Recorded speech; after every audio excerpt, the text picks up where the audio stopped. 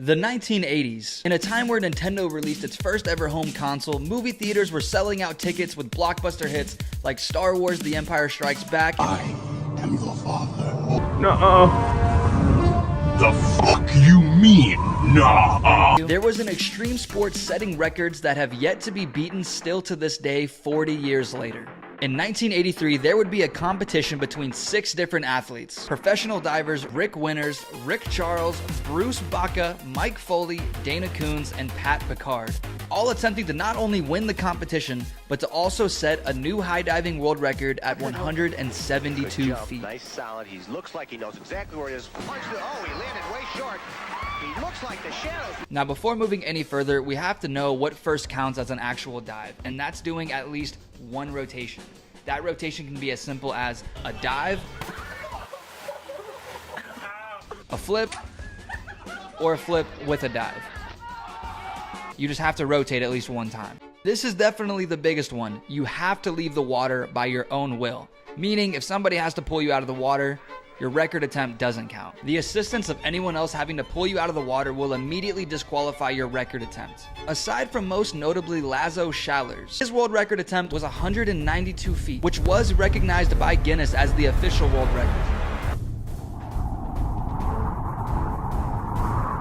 Even though some of the OGs of extreme high diving might not agree, he also had to be pulled out of the water due to an internal ligament injury in his knee, despite all of the protection he was wearing, which again, you won't see any of the divers in today's video wearing, going for the record. So now that we understand how the dive should be successfully executed for it to count, we should also recognize that performing dives from this height almost guarantee catastrophic injury.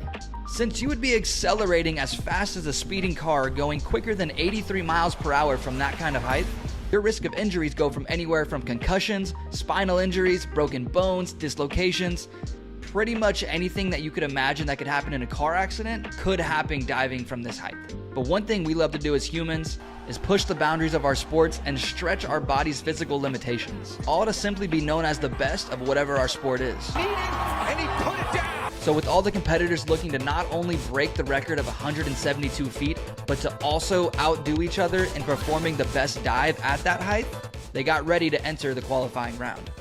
This round consisted of each diver performing one dive from 130 feet, as opposed to 172. Performing this dive and getting a majority vote from the judges would then qualify you to move on to the next round. And all the competitors flew by this round, getting yeses across the board from all the judges.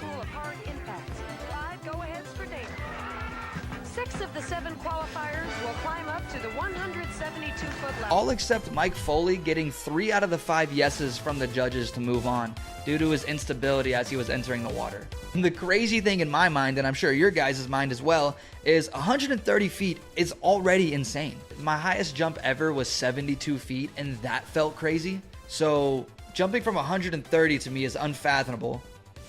And then adding 42 more feet. So now that the high dive was raised to its competitive height, the divers got ready to perform their final moves. Rick, can you hear us? This is Kenny and Diana down at poolside. Can you hear us? Yes, I can. Well, what do you think, buddy? This thing's getting higher every year. Hey, you got that right. What's your feeling? Are you going to do it, or are you going to walk down? Oh, no, I'm going to do it. No doubt, huh? No doubt. With the first competitor being Rick Winters, showing his skill with a single controlled backflip. Oh, he's got to hold it. He's moving a little too fast. And swimming out on his own without any assistance, setting his score of 20.5. And now that the first competitor's gone and didn't die from the impact, Rick Charles made his way up the shaky tower to give his dive a go. All while his poor girlfriend watches him jump from 15 stories into this pool. Done this before. He does not know what to expect. He's in the air. He's in good shape. Very good. From here, the rest of the competition would go smoothly, with everyone executing their tricks with little to no issue aside from slamming into the water as fast as a speeding car. Oh, he did the right thing, and he was in control even though it wasn't a good dive. And this face says everything that we need to know about how much impact these guys are taking. Next diver, Dana Coons, would do what I believe to be one of the most insane feats of aerial awareness I've ever witnessed. Facing the water, jumping up and executing a perfect triple gainer, Good shape. He knows where it is. All right! easily overtaking first place amongst the other competitors. Once again. 172 feet. Solid jump. Solid spin. Solid interruption. And with one diver finally left with one tough act to follow up, making his way to the top was Pat Picard as he readies himself and goes for his trick. Reverse somersault. He's in good shape. He holds it. Now he's okay. Straight from the impact, you can instantly hear panic overtake the crowd. He hasn't come up. They better go in. Get up!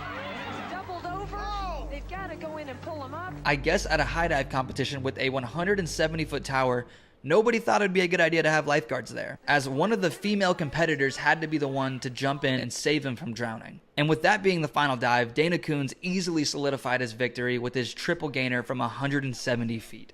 And fortunately, Pat Picard would be sent to the hospital where he would come out making a full recovery. But this still leaves the question of how far can we actually push cliff diving? And when is too much height really too much? Social media nowadays and everybody looking to one-up each other, and other sports coming on the rise like death diving, you have basic straight jumps that are getting pushed even higher and higher. I guess nobody really knows the limits until it's too late. So who really knows how far this can go? Yeah, this competition looked insane and I had to make something about it. If you guys did enjoy this video, please let me know. This is a brand new format that I'm going to be trying out now, so any feedback is going to be greatly appreciated.